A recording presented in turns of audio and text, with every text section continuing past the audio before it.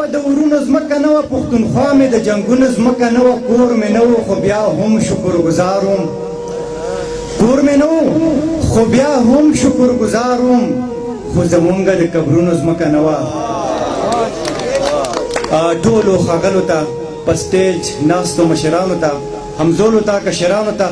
ما ته مخامخ د ټانک د سیمې مینناکو پتناکو شازلمو ننګیالو ما سره خو بالکل الفاظ نشته چې ستاسو د مینې ته ګورم موږ به داسې تاسو ته څه وورو چې ستاسو د دې دومره بې کچې مینې هغه پور موږ پوره کړو ډېره مشکله ده ستاسو مینه ډېره سیوا ده زمونږ د سوچ نه هم سوچنده سیوا مینه موږ ته میلاو شوه یا میلاویږي ډېره ډېره مننه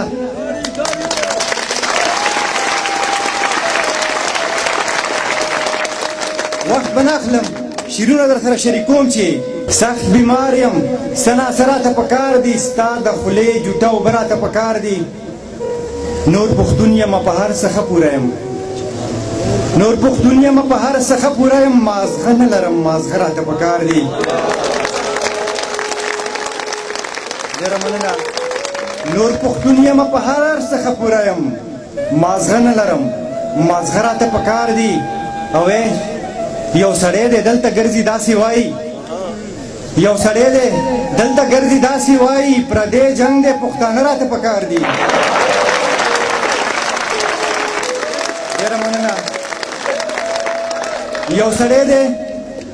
دی دلته ګرځي داسې وایي پردی جنګ دی پښتانه راته پکار دي او ته سپوږمۍ ته د خطو خبرې پرېږده ته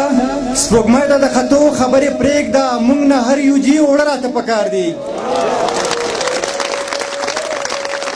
ته سپوږمۍ ته د خطو خبرې پرېږده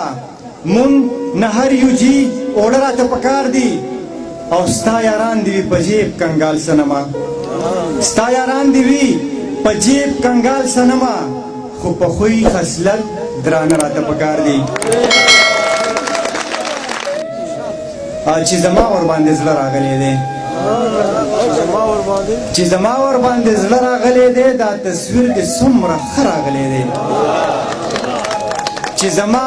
ورباندې زړه راغلی دی دا تصویر دې څومره ښه راغلی دی دا خو ته کوې خوړل په غټو سترګو دا خو ته کوې خوړل په غټو سترګو خلک وایي چې لیوه راغلی دی دا خو ته کوې خوړل په غټو سترګو خلک وایي چې لیوه راغلی دی او ستاسو ډېره زمونږ کمه رسېدلې ستاسو ډېره زمونږ کمه رسېدلې دې خبرې ته مې تره راغلی دی او په یو کلي کې مو داسې اختر تېر کړو په یو کلي کې مو داسې اختر تېر کړو نه ورغلی یم او نه راغلی دی بس په دې جرم یې ښځه کړه طلاقه بس په دې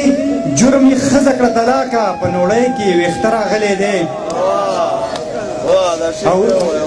مننه بس په دې جرم یې ښځه کړه طلاقه په نوړی کې یې ویښته راغلی دی او د بخت را بیدار نه شو صنمه